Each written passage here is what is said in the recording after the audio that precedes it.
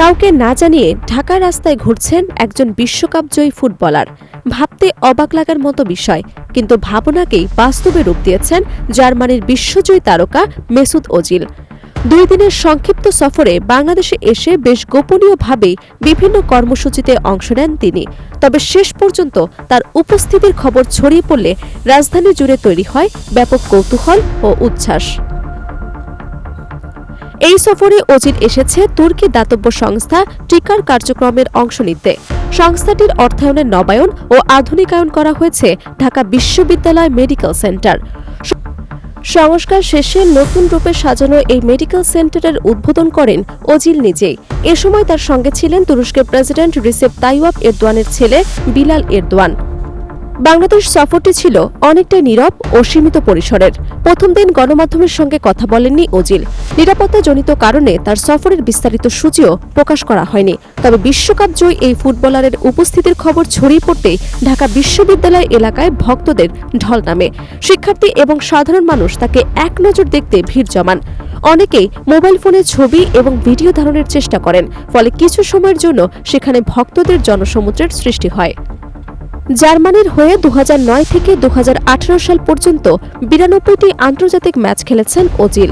2014 সালে ব্রাজিল বিশ্বকাপে জার্মানির শিরোপা জয়ে গুরুত্বপূর্ণ ভূমিকা রাখেন তিনি। ক্লাব ক্যারিয়ারে ইউরোপের শীর্ষ দলগুলোর হয়ে খেলেছেন এই মিডফিল্ডার। স্পেনের জায়ান্ট রিয়াল মাদ্রিদ এবং ইংল্যান্ডের ঐতিহ্যবাহী ক্লাব আর্সেনাল এর পারফরম্যান্স এখনও ভক্তদের মনে গেঁথে আছে। পরবর্তীতে তুরস্কে পাড়ি জমান এবং সেখানেই ক্যারিয়ারের শেষ অধ্যায় সম্পন্ন করেন। 2023 সালে আনুষ্ঠানিকভাবে ফুটবলকে বিদায় জানান তিনি। বর্তমানে তিনি তুরস্কে স্থায়ীভাবে বসবাস করছেন এবং বিভিন্ন সামাজিক এবং মানবিক কার্যক্রমে যুক্ত আছেন। বাংলাদেশ সফরে এসে দেশের সাম্প্রতিক রাজনৈতিক ও সামাজিক প্রেক্ষাপট নিয়েও আগ্রহ দেখান ওজিল। ডাকসু সহ সভাপতি সাদিক কায়েম জানান, ওজিল বাংলাদেশের ছাত্র আন্দোলন ও জুলাই বিপ্লব সম্পর্কে আগে থেকেই অবগত ছিলেন। তিনি বিশেষভাবে জানতে চান আন্দোলনের প্রেক্ষাপট, তরুণদের প্রত্যাশা এবং নতুন সম্ভাবনার দিকগুলো। শিক্ষার্থীদের সঙ্গে আলোচনায় ক্রীড়া, সংস্কৃতি এবং আন্তর্জাতিক বন্ধুত্ব জোরদারের বিষয় কথাও বলেন তিনি। ওজিল নাকি জানতে চেয়েছেন বাংলাদেশের তরুণরা ভবিষ্যৎ নিয়ে কি ভাবছে এবং খেলাধুলোকে কতটা গুরুত্ব দিচ্ছে। এ সময় শিক্ষার্থীরা তাকে জানান, দেশে ফুটবলের জনপ্রিয়তা দ্রুত বাড়ছে এবং একটি সম্ভাবনাময় ফুটবল ইন্ডাস্ট্রি গড়ে উঠছে। তারা আশা প্রকাশ করেন, আন্তর্জাতিক তারকারা যদি বাংলাদেশি ফুটবলারদের পরামর্শ ও দিক নির্দেশনা দেন, তাহলে দেশের ফুটবল আরও উচ্চতায় পৌঁছাতে পারে। এ প্রস্তাবে ইতিবাচক আগ্রহ দেখিয়েছেন ওজিল।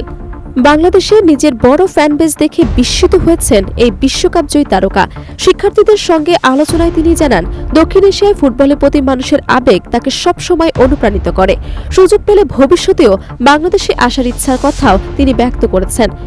ঢাকায় সফরের দ্বিতীয় দিনও ছিল ব্যস্ততায় ভরা। বিভিন্ন মানবিক কার্যক্রম পরিদর্শনের পাশাপাশি তিনি কক্সবাজারে রোহিঙ্গা শরণার্থী শিবিরে যাওয়ার পরিকল্পনা করেছেন বলে জানা গেছে। সেখানে ইফতার অনুষ্ঠানে অংশ নিয়ে সুবিধাবঞ্চিত মানুষের সঙ্গে সময় কাটাবেন তিনি। এরপরই সংক্ষিপ্ত এই সফর শেষ করে বাংলাদেশ ত্যাগ করবেন। সব মিলিয়ে গোপন সফর হলেও মেসুত ওজিলের উপস্থিতি ঢাকার ক্রীড়াপ্রেমী এবং তরুণদের মধ্যে নতুন উদ্দীপনা সৃষ্টি করেছে। ফুটবল, মানবিকতার সহায়তা এবং আন্তর্জাতিক বন্ধুত্ব, এই 3 বিষয়কে এক সূত্রে গেঁথে তার এই সফর স্মরণীয় হয়ে থাকবে বলে মনে করছেন সংশ্লিষ্টরা। Desk report, Dhaka.